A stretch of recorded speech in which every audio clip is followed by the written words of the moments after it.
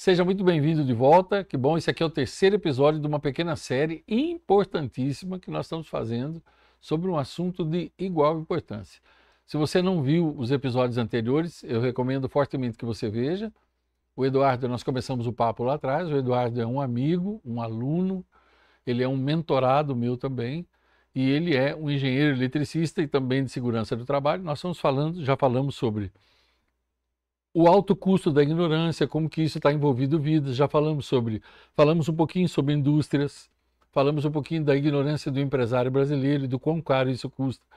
No episódio anterior falamos sobre condomínios, especificamente os cuidados que você tem que ter quando você adquire um apartamento, tudo que está envolvido nisso. E nesse episódio nós vamos continuar no assunto condomínios, mas agora especificamente voltado para você que é síndico ou síndica. Os riscos que você corre, as informações que você tem que ter, o conhecimento que você tem que ter, você precisa saber disso. Então, já lembrando, desde agora, teu comentário é importantíssimo, assim como o teu like ou o teu dislike, presta bastante atenção nisso, compartilhe esse vídeo depois, que muita gente não sabe disso. Eu, por exemplo, me considero esclarecido e não sabia nada disso. Especificamente para você que é síndico ou síndico. Eduardo, vamos continuar no nosso papo aí? Então, veja. A pessoa que está nos assistindo, ela é síndica ou síndico. Isso acho que troca todo ano, se eu não me engano. Ou a cada 2 anos, ou a cada 3 anos, eu não sei. Depende da convenção do condomínio, Certo. mas geralmente é 1 ano, estende para 2. Tá. Eu assumi o papel de síndico, por exemplo. Ou sou mulher, assumi o papel de síndica. Só que eu não conheço nada de legislação e tal. Então, não adianta eu falar com a construtora, eles vão falar tecnicamente, eu não vou saber nada. O que eu deveria fazer, então? Se eu estou bem informado, primeiro passo, contratar um engenheiro especializado naquilo, que seja sério, que tenha boas referências, para que seja o intermediário e eu não fique responsável por algo que eu não estou sabendo e depois pague caro por isso. É isso mesmo? Explica para nós, para os síndicos que estão nos assistindo. Isso, exatamente isso. O que acontece muito, que eu vejo aí rotineiramente, é que o síndico, ele está lá no cargo de síndico e ele detecta um problema no condomínio.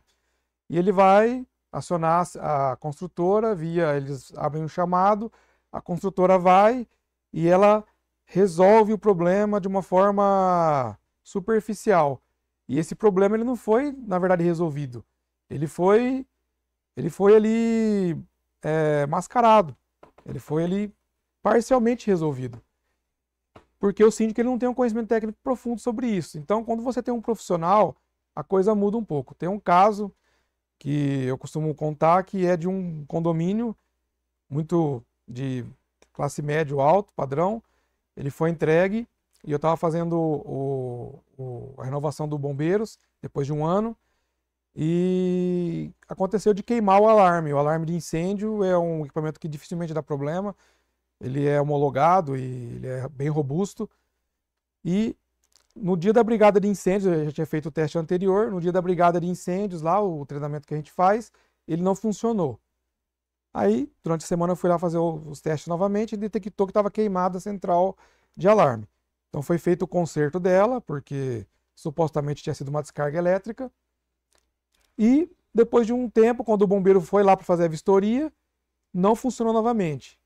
Aí eu falei, opa, peraí, aí então tem algum problema, porque não é normal ter tanta descarga elétrica assim, mesmo porque o para-raio, o sistema de proteção do condomínio estavam ok, nós fizemos o teste. E então a construtora enviou a pessoa que tinha feito a instalação do alarme de incêndio. E consequentemente, coincidentemente, eu encontrei ela lá o dia que ela foi. E aí ela falou, não, o alarme está tudo normal, isso aqui foi uma descarga elétrica e tal. E eu perguntei para ele, falei assim, olha, tem uma coisa que está estranha aqui nesse alarme. Só chega um cabo elétrico aqui na central. Como que você fez para interligar os 4 blocos? Porque se sai 4 blocos, chega só um aqui, tem uma emenda. Onde foi feita essa emenda? Ele falou, naquela caixa ali. E aquela caixa de passagem era uma caixa molhada. Ou seja, caixa molhada, o que é? Ela fica no tempo e quando chove, ela enche de água. E depois a água é drenada. Tem brita embaixo. Eu falei, bom, beleza, você fez a emenda naquela caixa ali. E como que você fez para refazer a blindagem do cabo? Ele falou, não, a emenda eu fiz com ferro de solda, tudo bonitinho e tal. Depois eu isolei. Não, a blindagem. Porque o cabo ele é blindado de fábrica, só a fábrica consegue blindar o cabo novamente. Ou seja, por isso estava queimando o alarme. Quando enchia de água, a tensão saía de um polo e ia para o outro, e queimava a central de alarme. Então isso se tornou uma discussão enorme. Eu fiz algumas perguntas para a construtora, e baseado nessas perguntas, a gente chegou na conclusão que, na verdade, o sistema inteiro de alarme estava incorreto. Porque ela nem poderia chegar com um cabo só lá na central. Ela tinha que chegar com os 4 cabos, os 4 blocos lá. Então a complexidade ela ficou bem maior por causa de um probleminha que a gente encontrou lá, que provavelmente se o síndico não tivesse, se eu não tivesse dado esse auxílio para o síndico, seria feito um conserto ali, o bombeiro ia lá, feito o teste do alarme no dia ali, ia sido aprovado, e depois de algum certo tempo ia ter dado problema novamente, e como não é comum esses testes, ia ficar lá para daqui 5 anos detectar esse problema, e uma central de alarme, para você ter uma ideia, o conserto dela ficava em R$ 3.000 cada vez que queimava. Então E o que poderia ter acontecido no condomínio com a central queimada sem ninguém saber? Poderia ter pego, causado um incêndio, na hora que o pessoal foi lá acionar lá com o martelinho, não tocado o alarme de incêndio, e as pessoas, se à noite, as pessoas dormindo, e acontecido alguma fatalidade aí mais grave. Esse mesmo sistema de incêndio que você está falando, o alarme, é também que ele detecta fumaça. Quando tem fumaça, está pegando fogo, ele também é afetado por isso. Em alguns casos sim. Condomínio, difícil ter o detector de fumaça.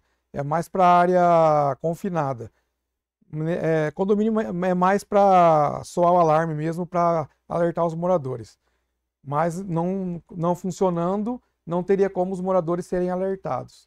Percebe, pessoal, que o assunto é sempre o mesmo. Nós estamos falando de vidas. Não estamos falando apenas de custo financeiro. Você percebe que, então, certas coisas você não pode contratar pelo preço. E certas coisas você não pode ignorar. Então pensa você como síndico. Eu até gostaria de perguntar, você que está nos assistindo, se você é síndico ou já foi síndico alguma vez, você tinha esse conhecimento? Você sabia de tudo isso? Você sabia que a tua responsabilidade envolve tudo isso e que você não detém esse conhecimento todo, conhecimento técnico, para você arcar com essa responsabilidade? Eu estou louco para saber nos comentários o que você pensa, porque hoje nós estamos encerrando aqui, nos episódios, nós estamos encerrando o assunto voltado para condomínios. Já fizemos um geral, já fizemos um específico para condôminos e fizemos esse agora específico para síndicos. Agora, no próximo episódio da série, nós vamos começar a focar em indústria. Mas veja, os comentários estão abertos para você perguntar, para você comentar. O vídeo é feito para você. Eu chamei o Eduardo aqui, ele está dispondo do tempo e do capital intelectual dele para você entender que não é simplesmente a necessidade de contratar um profissional da área dele. É um profissional sério, porque picaretagem, nós estamos no país da picaretagem. Então, é simples. Mas contratar picaretas vai te levar para o inferno, você sabe disso. Então o assunto é seríssimo. Estou louco para ler seu comentário, deixa o seu like ou o seu dislike, assiste aos anteriores também e vem com a gente nessa série. Agora lembra de compartilhar.